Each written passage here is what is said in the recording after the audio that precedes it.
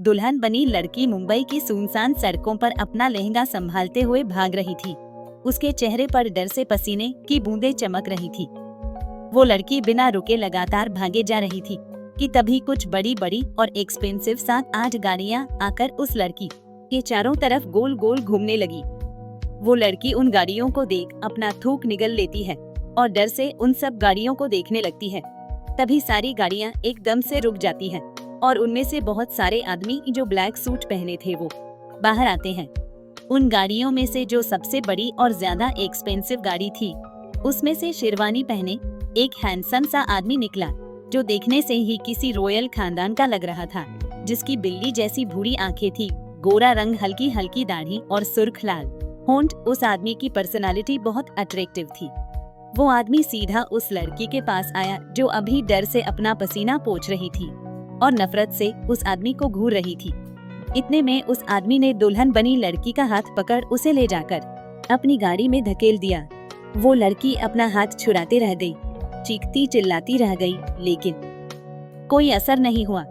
कुछ देर में सारी गाड़ियां एक बड़े मेंशन के सामने आकर रुकी तो वॉचमैन ने बड़ा सा गेट खोल दिया और सारी गाड़ियां अंदर आ गई।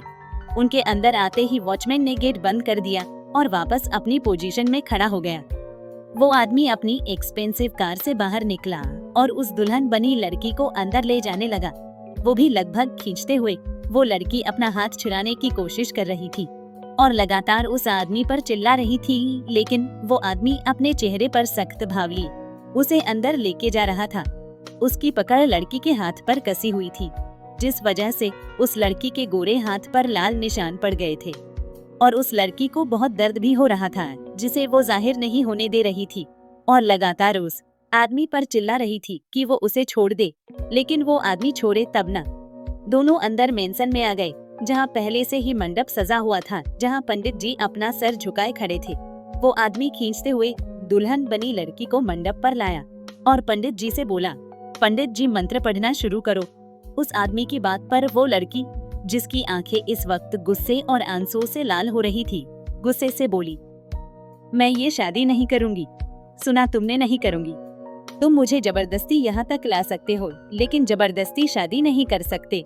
उस लड़की की बात पर वो आदमी शैतानी हंसी हंसते बोला, ओह रियली, क्या तुम्हें अपनी बेस्ट फ्रेंड से प्यार नहीं? तो वो लड़की हैरानी से बोली, क्या मतलब क्या है तुम्हारा? कहना क्या चाहते हो तुम? देखो, तुमने अगर मेरी दोस्त को कुछ भी किया तो तुम्हारे लिए अच्छा नहीं होगा, समझे तुम?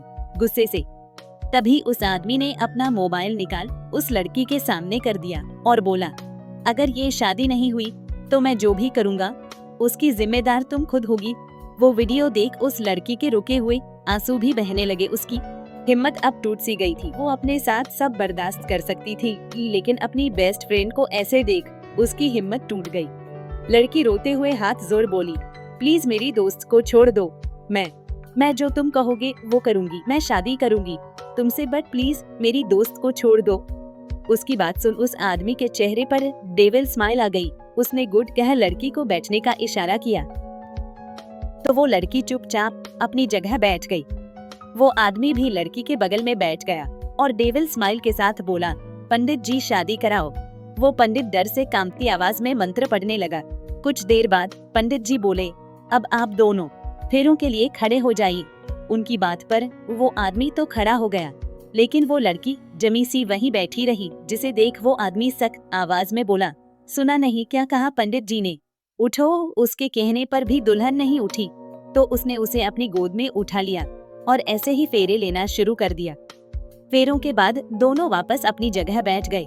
वो लड़की किसी मुहूर्त की तरफ बैठी थी जिसके चेहरे पर कोई एक्सप्रेशन नहीं थे, लेकिन आंखों में मजबूरी और दर्द साफ दिखाई दे रहा था।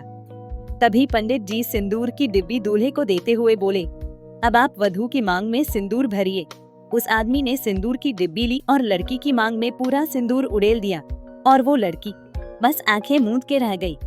आदमी के मंगलसूत्र पहनाने के बाद पंडित जी बोले, शादी संपन्न हुई और वो आदमी डेविल स्माइल के साथ मन ही मन बोला, इसी के साथ तुम्हारी बर्बादी भी शुरू हुई स्वीट हार्ट। वो आदमी उठा और उस लड़की का हाथ पकड़ उसे खींचते हुए अपने रूम में लाकर बंद कर दिया और खुद अपने स्टडी रूम में आ गया।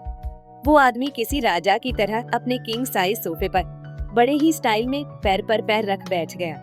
उसके सामने उसका असिस्टेंट अपना सर झुकाए खड़ा था। जो काम बोला था हो गया।